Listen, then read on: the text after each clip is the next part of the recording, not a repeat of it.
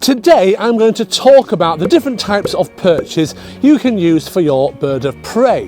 This might be for weathering. This is when we're putting our birds out into the sunshine to lap up that lovely vitamin D, and it can be for giving your bird a rest in between flying sessions or something like that. And we're going to tether our birds to these perches. Now the first type would be a wooden block, a bit like this one, which is simply a piece of log that's been maybe cut down, and you screw a little metal loop into it to tether the bird onto. So cheap it's practically free to do.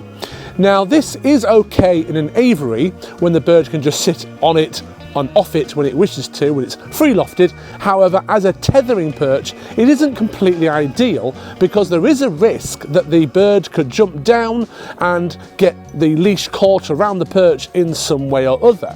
Now I have to say, I actually used this type of perch back in the centre where I used to work, and when I first set up my business I did used to use these perches for a short while, and I never found a single problem with them. In fact, when it comes to traditional type perches with a ring that will move, that's where I've noticed birds sometimes get stuck. So in my experience, I don't think it's a valid point to say that there's any risk there for the bird.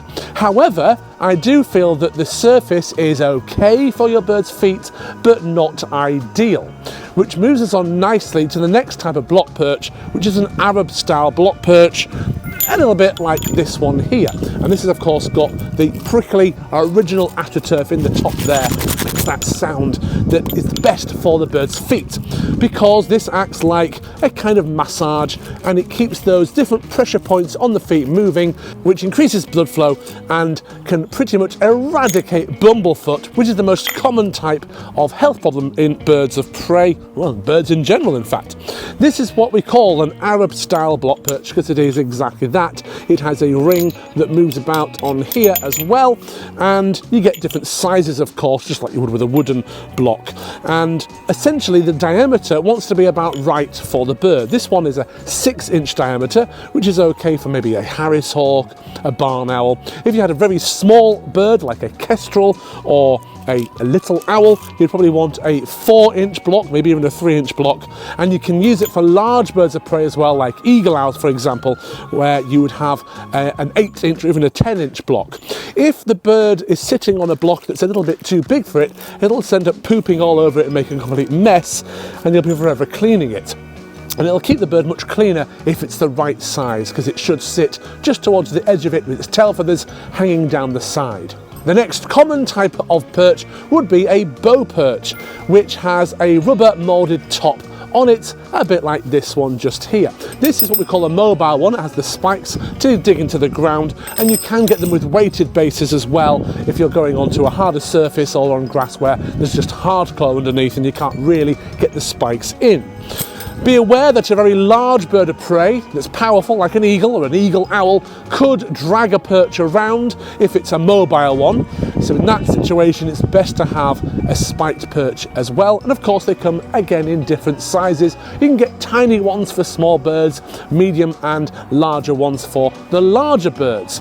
The only disadvantage here really is that that rubber top is okay for your bird's feet to a degree, but if you had a bird sitting on that type of perch for a very long time, it could cause bumblefoot. So these perches can be used intermittently, but if your bird is using mostly the astroturf perch, or if it's in an aviary and you're using a bow perch sort of during the day a little bit, that's going to be absolutely fine. And all these perches are actually really quite easy to keep clean, which is another great advantage as well. You can wash them with water and put on your antibac solution, something appropriate for birds of course, give it a scrub down, and very easy to keep nice and clean and safe for your bird. You can also get bow perches and Arab style block perches at different heights, what we call a tall perch or a training perch. You can use these perches for flying your birds to and from, as I often do, but you can also tether your birds to it.